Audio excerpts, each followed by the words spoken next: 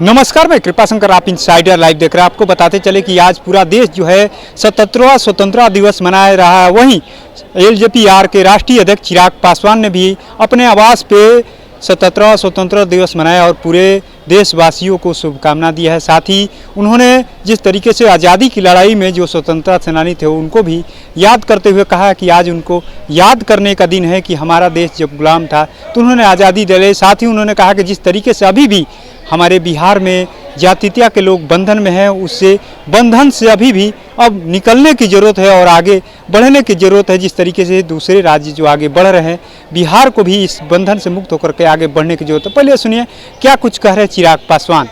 सर्वप्रथम मैं देशवासियों को और बिहार के मेरे तमाम साथियों को स्वतंत्रता दिवस की ढेर सारी शुभकामनाएं और बधाई देता हूं। आज के दिन ज़रूरी है आज़ादी के इस महत्व को समझना। कितने बलिदान के बाद, कितने त्याग के बाद हम लोगों को आज़ादी मिली है, ये मौजूदा पीढ़ी को समझने की ज़रूरत है। 75 साल हो गए देश को आज़ाद हुए। संभवतः जो लोग जिन्होंने देश की आज़ादी में अपना सर्वोच्च गंवाया, उनकी पीड़ा को, आज की पीढ़ी को समझना ज़रूरी है। आने वाली पीढ़ी को समझाना ज़रूरी है। ज़रूरी है स्वतंत्रता सेनानियों के बलिदान को याद रखें। ज़रूरी है अपने तमाम वीर शहीदों के सर्वोच्च बलिदान को याद करें। उनके परिवार वालों को आज के दिन याद करें और आज़ादी के इस महत्व को समझें। आज संभवतः हम लोग कल्पना भी नहीं कर सकते कि जब देश गुलाम था तो किन परिस्थितियों में हम लोग जी रहे थे। आज एक आज़ाद भारत में जब हम लोग सांस लेते हैं तो उसके महत्व को हमेशा अपने दिमाग में, अपने दिल में समझने की हम लोग को ज़रूरत है।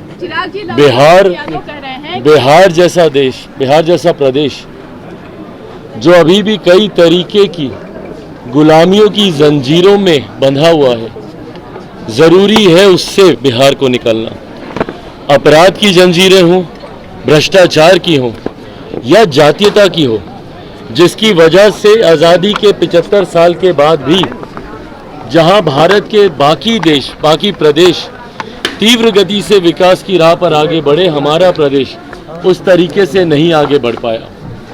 ऐसे में जब आज से अमृत काल शुरू हो रहा है, अगले 25 साल एक विकसित भारत के निर्माण में हर राज्य, हर व्यक्ति अपना योगदान देगा। ऐसे में बिहार भी मजबूती से अपना योगदान दे। ज़रूरी है उसमें हम लोग अपराध और भ्रष्टाचार से मुक्त होकर, जातीयता से उठकर हम लोग बिहारी अस्मिता की बात करके, भारतीयता की हम लोग बात करके, नेशन फर्स्ट की सोच के साथ हम लोग विकसित देश के निर्माण में हम लोग अपना योगदान दें।